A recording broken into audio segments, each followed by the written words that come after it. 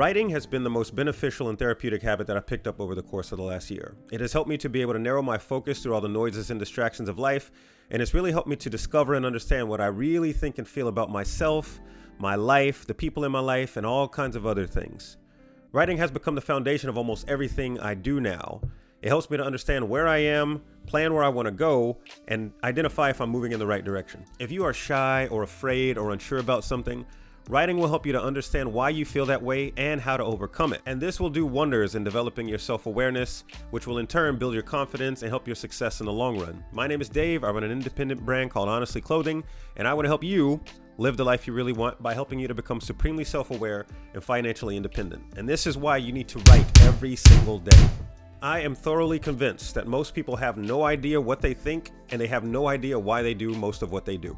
Their logic is often based on how they feel. They feel strongly about things that are insignificant, and they feel completely passive about the things that should matter the most. And that is because our thoughts are like spaghetti, splat, all over the place. That is the starting point for all of us. Life is a swirling vortex of ideas, and it's easy to get lost in the chaos. We fall for ideas that on the surface are new and loud and have tons of momentum and people behind them. Ideas that are in the media, ideas that other people have about us, and even ideas that we have about ourselves. So how do we stop falling for ideas that don't reflect our ideals or move us the direction that we want to go? Writing, and especially free writing, gives us a framework that we can download our thoughts and emotions into a creative, objective work that we can go back and assess how we feel about what we actually wrote. In a way, it's kind of thinking about your thoughts. This way we can identify common themes and then trace our ideas back to our core beliefs. Then we are able to objectively evaluate our core beliefs and decide if that's something that we actually want to carry forward or if we want to leave it where it is. If they are a fit for who we are and where we want to go, then we keep them.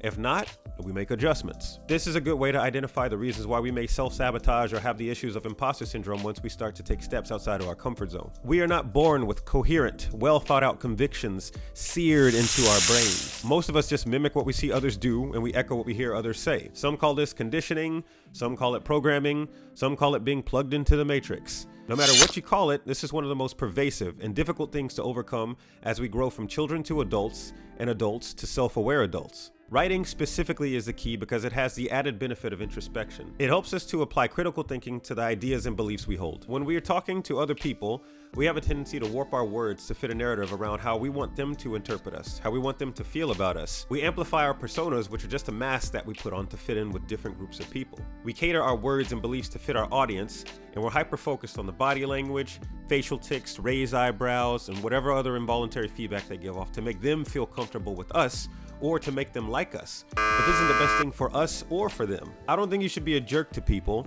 but you shouldn't have to jump through a bunch of hoops to make other people happy. At least not for everyone. Writing incorporates floating on a stream of consciousness where you are simultaneously creating ideas, analyzing and reacting to them, and then building ideas on top of them. There is a particular benefit to diving into your feelings about things and reacting quickly.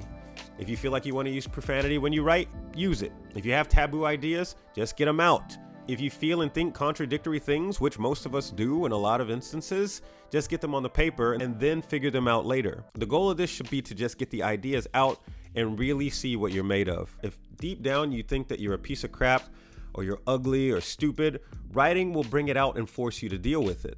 You need to be as radically honest and judgment-free as possible because this will serve you extremely well as you move forward.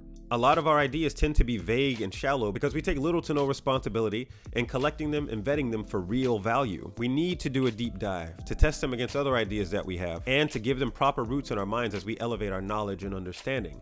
And writing is exactly the tool that we need to do this. It's silly to think that we aren't influenced by people or things around us, and we live in such an information-rich world where we are constantly bombarded with ideas, opinions, advertisements, discoveries, and all types of propaganda. Writing will help you to process what you encounter and choose to adopt or disregard information that aligns with your beliefs and ideas about the world.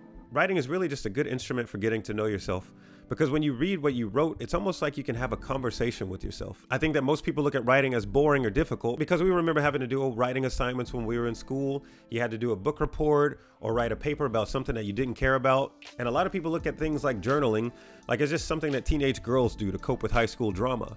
It is not.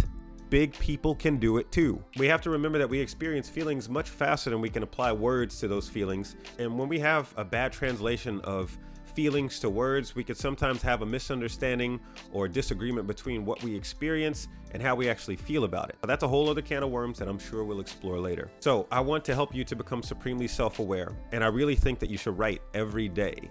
If you can't do it every day, then a couple times a week. Just do something to get the habit started. If you can find a way to build writing into your routine, I guarantee you that the benefits to your clarity and understanding will really go a long way in strengthening you against the opinions of others and the information overload that we can sometimes fall victim to, especially now. You have to know who you are and you have to know what you believe.